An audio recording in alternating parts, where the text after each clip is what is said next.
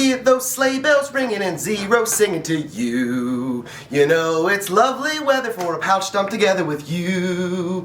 Giddy up, giddy up, giddy up, let's go. Let's check out the datacrew. What a slider, Junior. It is a wonderful color scheme of orange. Welcome to this festive episode of Xero Style. I am your host, Xero, the cyberspace hero, here to show you some Christmas EDC gear. I kinda was gonna do a red and green setup for yins, but the dudes at datacrew dropped this sweet orange pouch, and I couldn't help but get in on this awesome orange setup. So that's what it is. Merry Christmas! Here is the lovely new datacrew What a Slider in orange PVC patch, just sewn right onto the front of this orange X-Pack ripstop nylon. You can see these waterproof zippers securing all of the areas of the pouch. The back side, we've just got a straight up web field ready to go with whatever Ranger eye patches you want to get down with. Hooked up with a bunch of sweet orange Ranger eyes. Obviously heavy repping the datacrew. We've got their gas station series, the variant Peak Reaper, the Fresh AF air freshener, Miss Minutes peeking up here over the Val logo. Are you watching Loki? I don't have Disney Plus, but man is that a good show. And I've really been enjoying it, and I think the dudes at datacrew are too. We've also got the variant line over here as well. I'm also featuring some of my other friends. The Plague Misfortune Kitty, the Happy Pocket Co's Half-Life, and the Morocco Plus Master Shake from Phi-tonics. For that orange vibe. Zips all the way around and opens up clamshell like this, showing all of the gear that you've got inside of here. The section here in the middle has a web string here. This allows you to loop a carabiner through the outside of the pouch, attach this to another part of a bag or something like that. The pockets on this side feature stretchy dividers. Really make it conform to the shape of whatever gear that you put in here.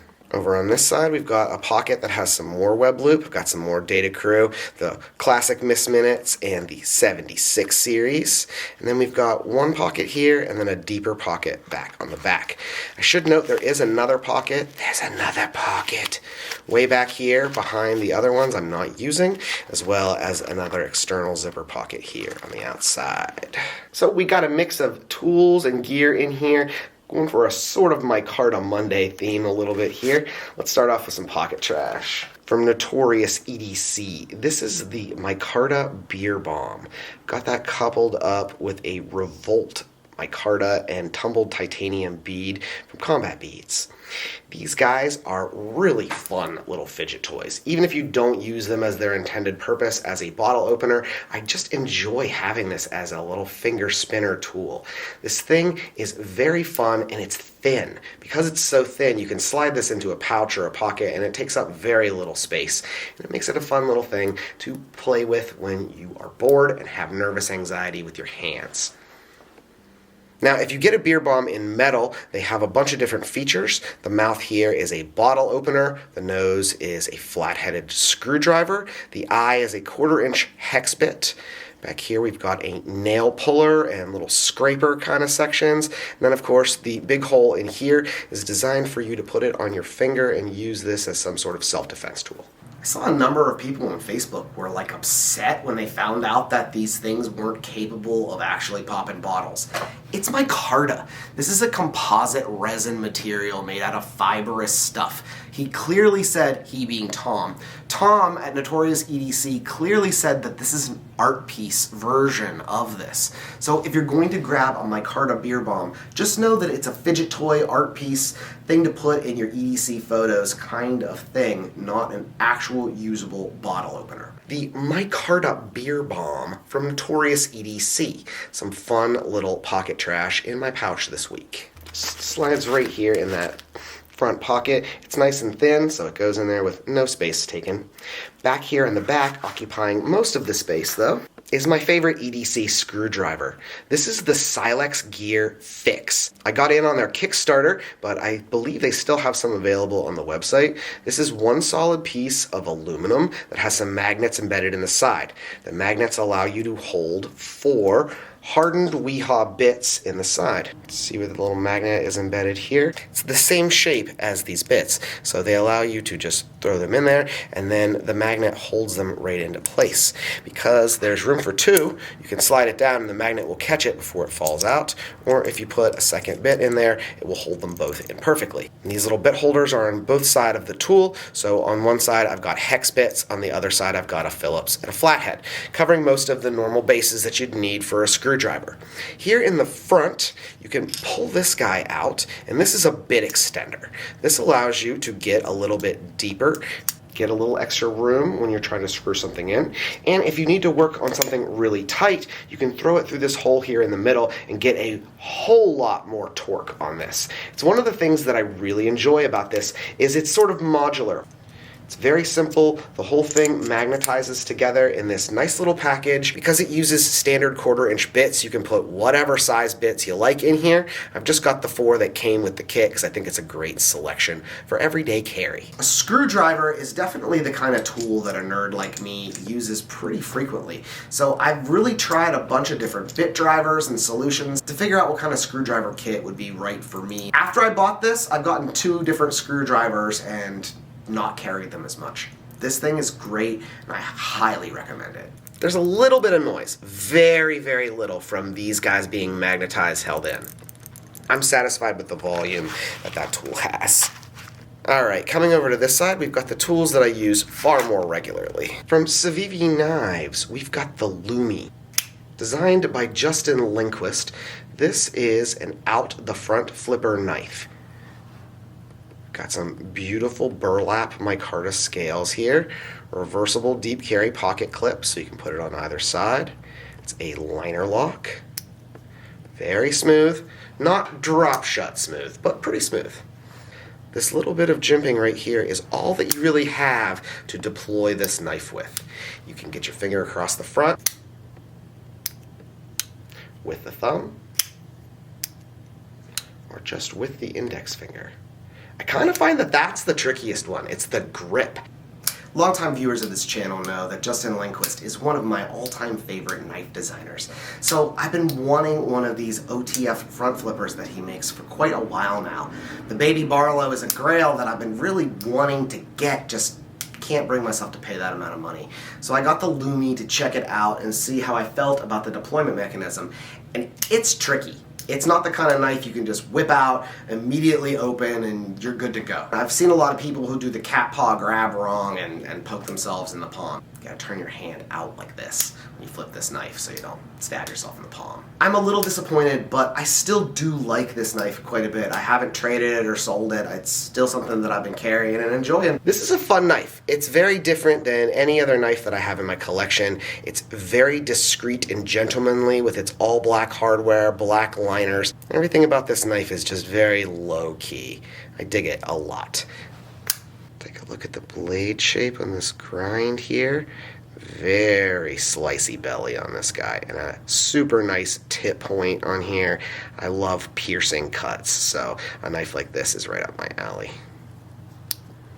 Yep, so the Civivi Lumi is in the pouch this week, here in this nice divided section here, next to my flashlight. This is my rovyvon A9CU copper flashlight. Got that coupled up with my all-time favorite bead. This is a collab from Playge and jrwgear.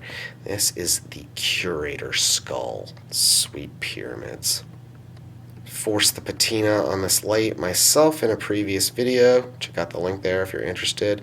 Just a little bath and liver of sulfur. Flashlight's waterproof IPS up to a couple meters because of this little cover here on the micro USB port. Only way to charge it. Works great. Single button deployment. Just press and hold the button, it goes straight to turbo. Double tap it, it goes to moonlight. Tap it again, it turns off. Super easy UI. There is a newer USB-C version of this flashlight, but you have to get it with the Cree XPL LED, which is brighter. I just don't like it as much as the True Color Nichia that's in this one. That's my personal preference. I will use a micro USB cord to charge this thing happily to have the better LED in my opinion. But if USB-C matters a lot to you, it is an option available to you in the new 4th gen rovyvons, even in copper. Guy also slides right here in the pouch, right next to the little pen that I've got in here this week. It's called the Polka pen. It's a very simple plastic pen. It's got a removable pocket clip. You can slide it up and down or peel it and pull it off. It's not super easy to get off, so I'm not gonna. The idea with this pen is you pull it out like this and you're able to turn it around and have a full-size writing utensil that folds itself in half and goes, you know, much smaller.